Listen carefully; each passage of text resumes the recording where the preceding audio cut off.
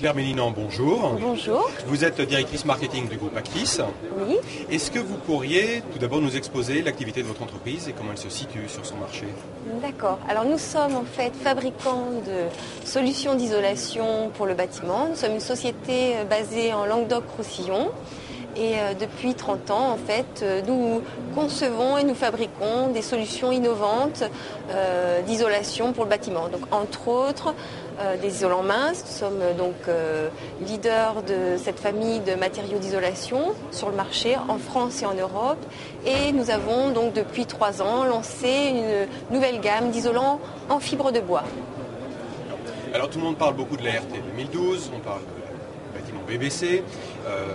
Comment vous voyez-vous la maison de demain, ou celle d'après-demain éventuellement? Racontez-nous un petit peu ça. Alors la maison de demain, j'ai envie de dire que c'est un petit peu la maison d'hier. Parce que la maison de demain, déjà, c'est une maison qui est bien conçue. Bien conçue, ça veut dire quoi? C'est une maison qui s'intègre dans son environnement. Donc c'est une maison qui tient compte déjà de son environnement climatique. Aujourd'hui, on appelle ça la conception bioclimatique, mais en fait, c'est une vieille idée.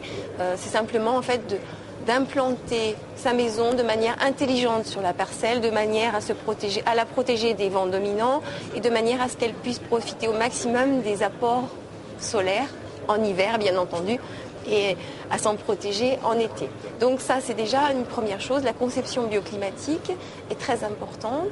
À côté de ça, la maison de demain, c'est aussi une maison qui est autonome en énergie.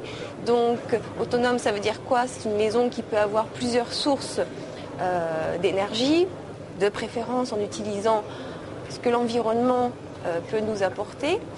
Et une maison, bien entendu, qui consomme, qui a une consommation énergétique, si possible, la plus limitée possible. Donc, bien entendu, avec une isolation raisonnée.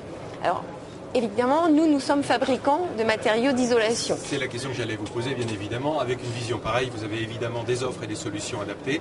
Tout à fait. Pouvez-vous nous décrire de manière succincte et un petit peu précise en même temps vos offres?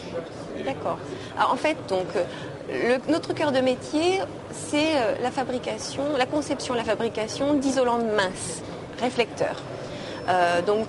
Ce sont des isolants qui ont la particularité d'isoler aussi bien en hiver qu'en été et qui en plus, de par leur faible épaisseur, permettent de bien isoler sans perdre inutilement des mètres carrés. Et on sait aujourd'hui qu'au prix du foncier, il est intéressant quand même de conserver un maximum d'espace dans son habitation. Donc ça, c'est une première activité. Et la deuxième activité donc, que l'on a, c'est la conception d'isolants en fibre de bois. Donc on appelle ça aujourd'hui les isolants biosourcés.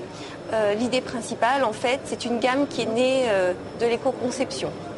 Donc on utilise de la fibre de bois qui provient de plaquettes et de découpes de scierie.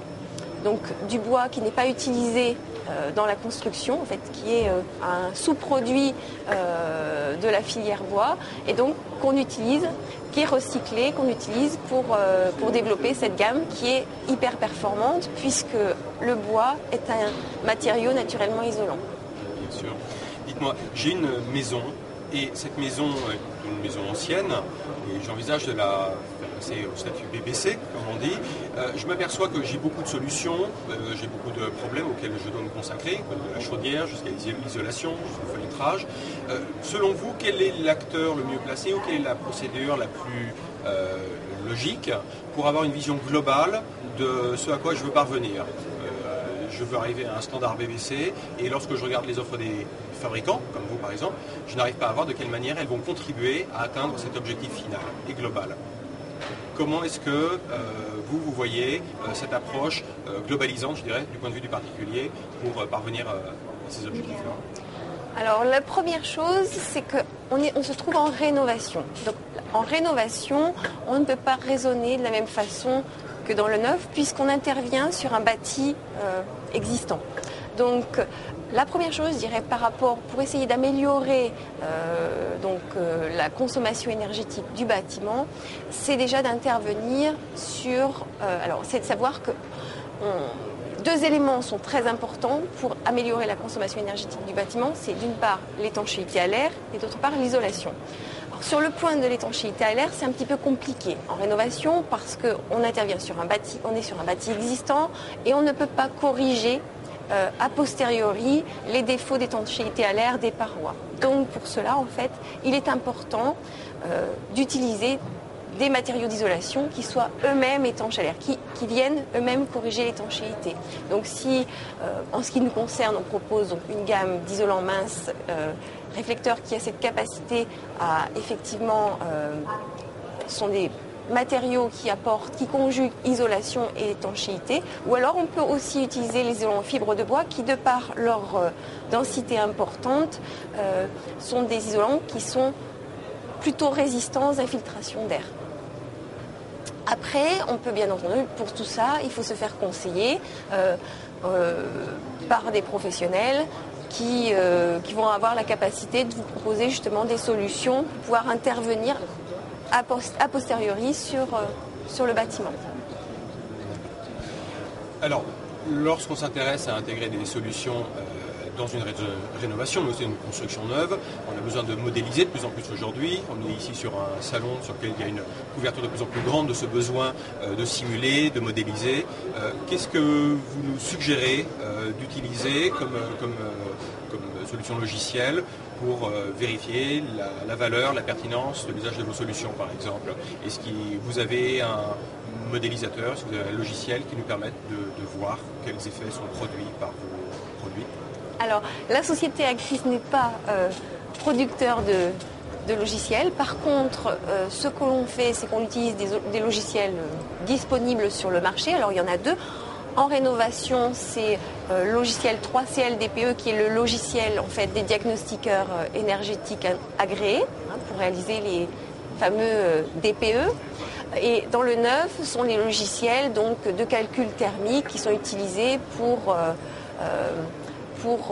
projeter, pour évaluer la consommation énergétique conventionnelle des bâtiments. Donc, ce logiciel utilisé dans le cadre de la RT 2012. Donc, pour ça, en fait, alors, si on se trouve dans le cadre de la rénovation, le mieux, c'est peut-être de faire appel à un diagnostiqueur agréé qui, à partir des éléments que vous allez lui donner, des éléments de votre projet, va pouvoir vous modéliser le résultat attendu. Merci beaucoup. Dites-moi, on a un climat économique un petit peu difficile. Est-ce que vous auriez une bonne nouvelle à nous apporter? Alors nous, on a plusieurs bonnes nouvelles à vous apporter. La première, en ce qui concerne la société Actis, c'est que nous venons enfin donc de recevoir un avis technique pour nos isolants multicouches réflecteurs. Et la deuxième bonne nouvelle qui est corrélée à celle-ci, c'est que nous avons contribué à faire évoluer la physique du bâtiment puisque nous préconisons depuis de nombreuses années la réalisation de tests en conditions réelles d'utilisation pour mesurer la performance thermique des isolants en général et que nous venons de voir accréditer cette méthode d'évaluation. Donc c'est une très bonne nouvelle parce que ça va permettre d'affiner et de prévoir plus finement, entre guillemets, la consommation énergétique des bâtiments à travers l'impact de l'isolation. Effectivement, à côté du logiciel, l'expérience réelle prime toujours. Je vous remercie pour ces explications et je vous souhaite un excellent salon. Merci, au revoir. Au revoir.